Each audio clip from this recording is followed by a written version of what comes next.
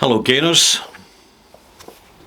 I'm Ralphie and welcome to my channel called Fitter Philosophy, in which I discuss Stoic philosophical stuff and occasionally a little bit extra. Oops, I've just kicked my camera, kicked it again, that's fine. I'm not going to edit it out. I want to introduce, I'm doing a series at the moment on my books. When I was at school, I failed English. Despite the fact that I really enjoyed, probably in the class that I was in, I read the most books. I really enjoyed reading books. And I went through hundreds. Up and down to the library, because where I was, the library would issue you the loan of books. It's something that's become quite unfashionable these days, because people have got the distraction of so many other more exciting media. But books are arguably the least censored of all the medias. And that basically means if you want to find some really interesting information, which is going to enrich your life, you'll find it in a book. So having read lots of books, and despite failing English at school, I did later on in life do an evening class in creative writing at Glasgow University when I lived in Glasgow. And the class was very eccentric. It was, I would describe it as initially quite overly polite actually, and quite sedate. But as the course went on, some of the characters emerged, including myself. And also as a writer, you feel that you have an entitlement to present your opinion. And even though you cage your opinion with civility and context, someone somewhere in the room seemed to take offence. But it was a really interesting experience. And I discovered that as a writer, I couldn't just sit down and write until I had something tangible to write about. Now, this opportunity occurred many years later when I wrote my first book, Search for a Whisky Bothy, as a response to requests from my whisky fans on my channel on YouTube called The Whisky Bothy, who, when I was celebrating 10 years in the channel, said, "Ralphie, could you write a book about it? We'll buy the book." And a whisky channel has a sort of audience that actually, these are the people who read books and make the time to read books. So I wrote it. This is the third edition. The first edition was just a mess because I'd never done it before and I had no advice, nobody to help me. But I learned very, very quickly. And the third edition is a totally professional standard, which has got predominantly positive reviews. And it's sold quite well. It was when I wrote this book that I had several chapters left that I'd omitted, which were not really relating specifically to my travelogue journey over the decades as a whisky enthusiast. And therefore I started to compile a second book called Stories from a Whisky Bar. And this is a book of short stories. It's my biggest book I've ever written. 235 pages, which is not a big book by any standard, but it's big for me.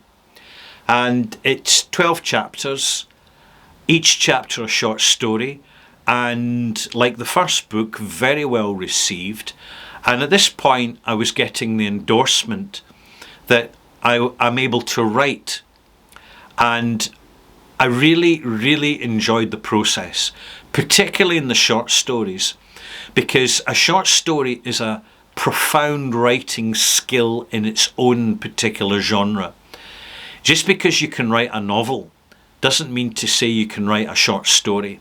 A short story is not just a compressed novel with a conclusion. There's a different structure to it.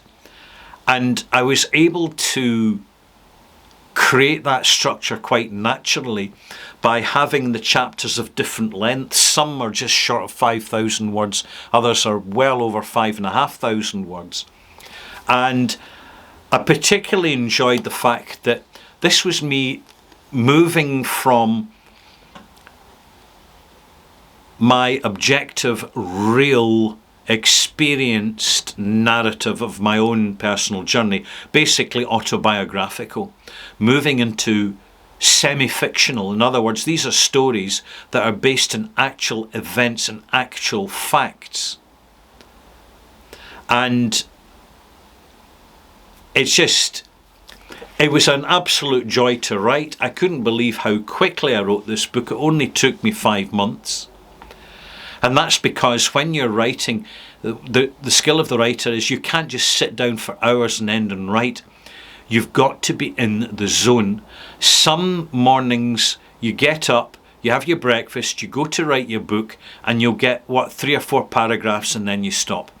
Others, I'll get through, 2,000 words, easily half a chapter in one sitting. It just all depends. And at this point, I'm kind of discovering my writing style, which has been evolving from the first book. These are all self-published, by the way, in Amazon. I must commend Amazon, actually, for the actual quality of their printed books. They're very good. And of course, publishing my own books, being a self-published writer, I decide what size the books are. I decide what size the words are. I decide how they're structured in the page for readability. And important, I like little gaps between the lines. I don't like lines that are compressed together because I trip up between the lines when I'm reading. So, because I'm self-published, I have full and absolute control of the entire layout of the book. This is important to me. And if I ever in the future have a publishing contract, I will know to specify the font type, the size of the font, and the size of the space between the lettering, both horizontally and vertically. I understand that now, because I go into bookshops more often than I used to, and I pick up books just to look at their fabrication. Not the writing, I'm not reading the book, I'm looking actually how readable, physically readable is this book. And I see some books coming out in bookshelves that frankly, I don't know why they damage their reputation by doing it. There seems to be an acute price consciousness about it. And the thing is, the cost between publishing a lousy book and a good book is probably the difference in £1 or a dollar. Now, that's not a lot of money in a book, but if you sell 100,000 or 1 million books, that's quite a lot of money. But at the same time, publishers should have as much pride in their work that they publish as writers do in writing their work.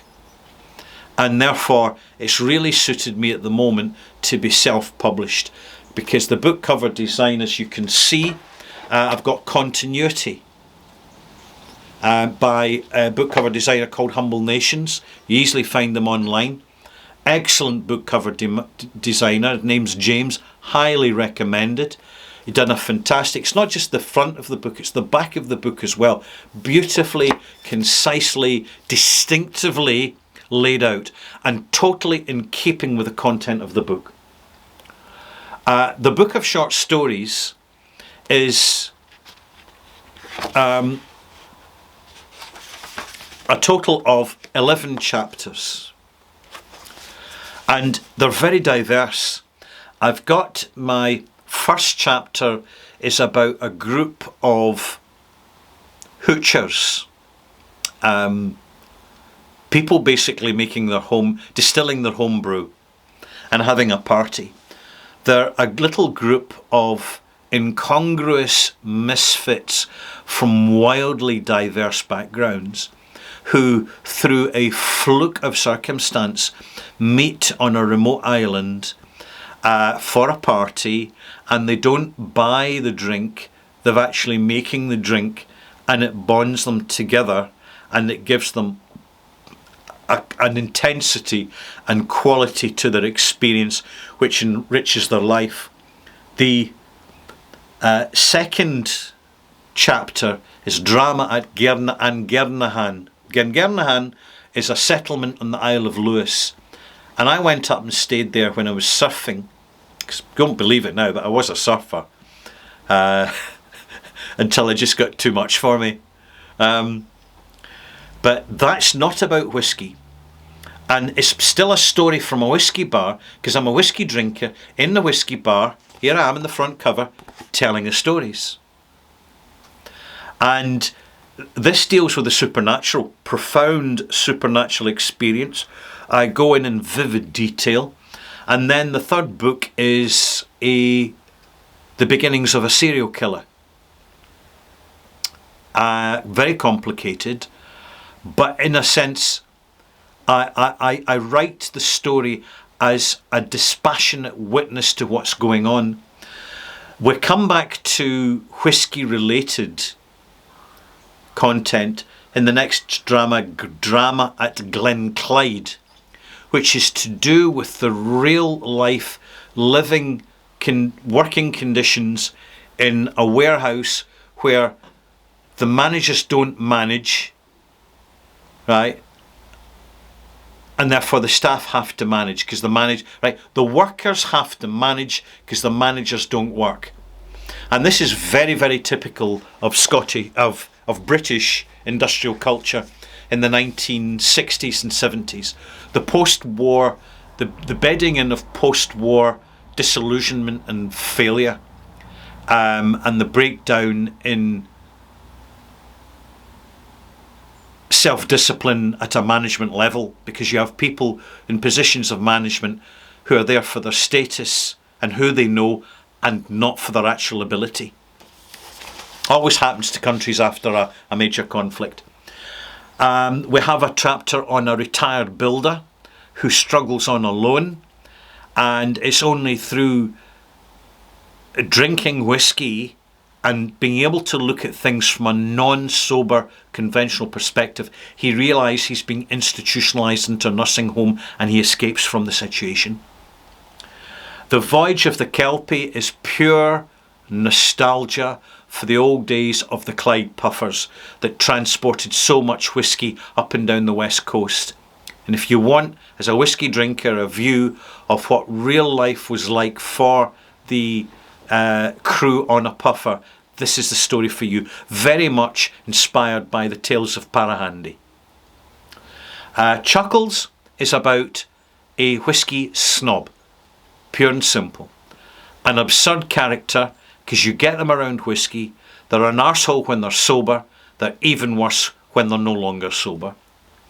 The year is 1824 is chapter 8, and that is an absolute reproduced historical drama from the 19th century, the early 19th century, where people had to produce spirit just to survive and put some basic food on their table. Very, very tough times, particularly in the Highlands of Scotland. That's where this book's about. It's very dramatic. Pistols are fired. Men are shot. That's that kind of chapter. And the saga of Salty Wheels. Complete change of direction now.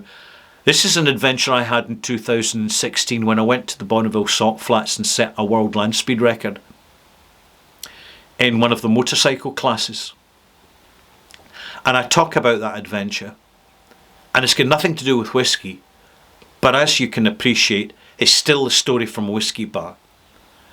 And then second last chapter is Water Horse Distillery.